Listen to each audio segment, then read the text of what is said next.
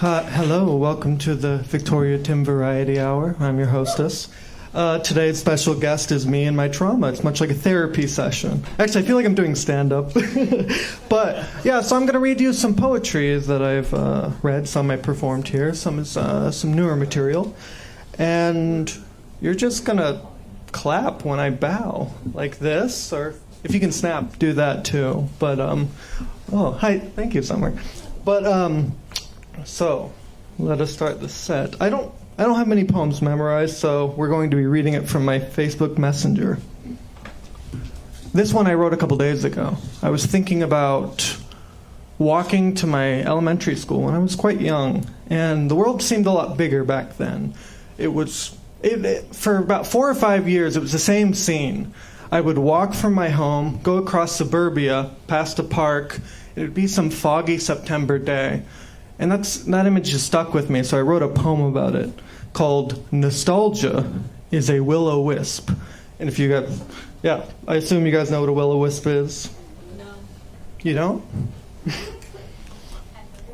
The early morning mists of nostalgia, ever-flowing creeks and streets of childhood, veins stretching from the heart, embedded deep in the soul. A memory of some time then, with autumn and summer as one, on that crisp, but not too cold, walk to school.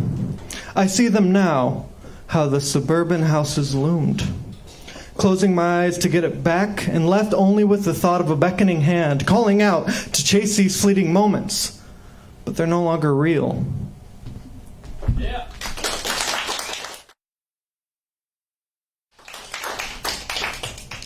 I have a mirror in my room. It's not stable. It's not like stuck to anything. And so I grabbed this mirror that I usually look to get dressed into the morning, and I was sitting in my room, which had hardly any air conditioning on a very hot day. And I was just staring at this reflection of myself, sweaty, like imperfect human. But it was interesting. I don't know. So I wrote a poem about it. Summer a la trans. That's the name. The red sunburned smile of an estrogen kiss, expanding like my areolas on a face that was once much thinner. All the changes under the hot sun, fighting the heat, melting from joy.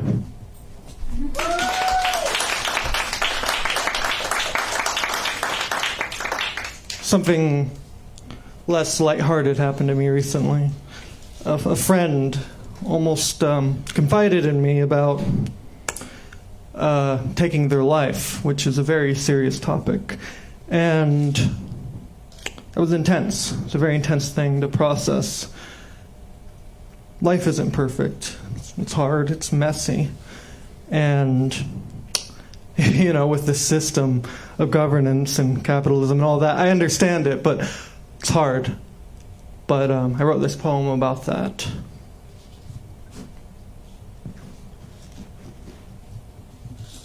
They're swearing.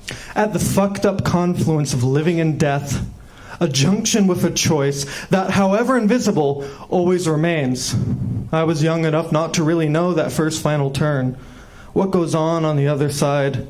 The things we hide, keep close to our chest because we can't bear them to be seen. Seen as we truly are, whatever pain may be. Standing at the shore as you drift away, life goes on, but the moment remains, searing deep into my heart until my turn.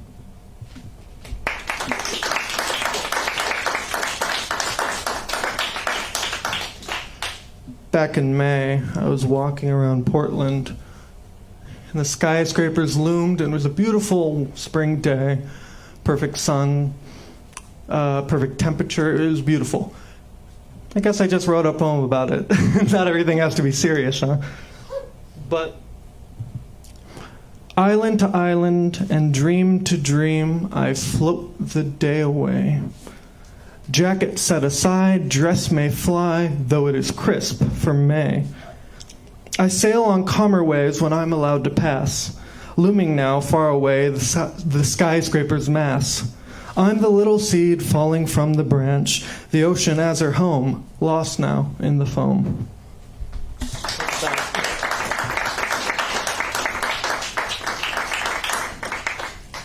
This one was written on a late night walk.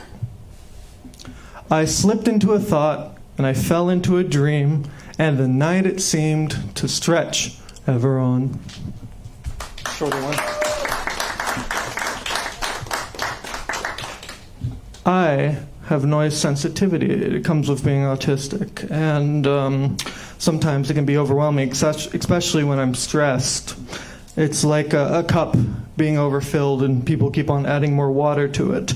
And I had a very stressful night in Portland. I was going up to a show there, and I had to walk halfway across town because there was no Ubers to pick me up. And I didn't want to be late for this show, but it was just so stressful. And so that stress, combined with my friend's apartment who I was staying at, caused me to just kind of have a little bit of anxiety because all the little noises that went on in his humble abode. So, yeah. This cold apartment is heated by the atonal wash of sounds that vibrate the room, sizzling from the background noise. A quiet symphony to most, but a living nightmare to me.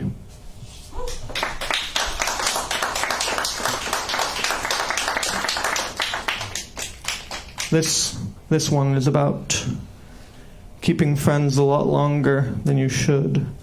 Sometimes we keep people around us to kind of maintain some semblance of like continuity in our lives, but maybe it's not the best for us. I maintain the rotten past so as to not betray myself.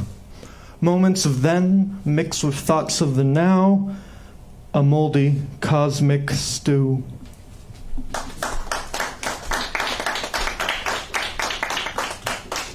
I actually just experienced this feeling yesterday.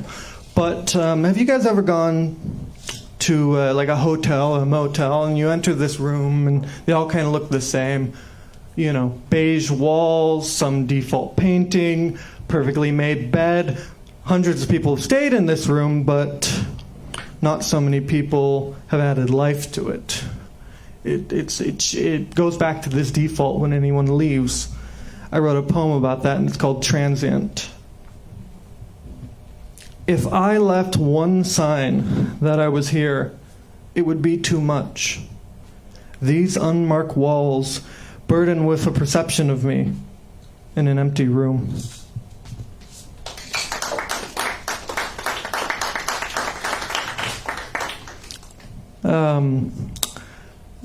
I don't really know what this one's about. It's a short one.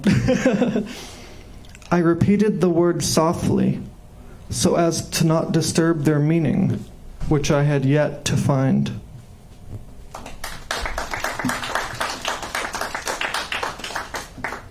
I wrote this one staring at my ceiling for a while. Reminded me of my pre-transition life when I would be heavily questioning, and I would just stare at that ceiling for some kind of answer that'd be convenient, some kind of answer that'd be nice, anything. Then the question, the answer that I was faced with. So I wrote a little poem about that. Happy stuff. I count my lucky stars like paint chips on the ceiling. By now I know every bump and every crack, hours a day watching, sometimes watching back. And although the room has not changed, every bump is still there. The occupant below has, staring at the ceiling 5 miles below, or was it 5 miles above? Moments where it was all so clear, but the only clarity was in moments I could not clarify. Discovering that there is no truth to be found in paint chips. Only a perceptions of feelings, high and low. Thank you. That is the circus part of the act. I can juggle too. This one is a little more serious too. About 10 years ago, my mom died. I was about 14 at the time. And it's just shaped a lot of my adult life, a lot of my perceptions, for better and for worse. And this isn't 100% directly about that, but it is what I was thinking about at the time. I wonder how many little things you do that go unnoticed, certainly noticed, after you've gone. What poor substitute will this life give? The breath blows out the match, slowly burning from end to end, racing towards your calluses. I'll notice the mysteries left behind, like an ant following a breadcrumb path, for all the little things I couldn't ask. I try to count the moments between us, like the stars we once counted in vain, numbers in flux, never ceasing, until some cloudy night came. All the little things, never ceasing, even after you've gone.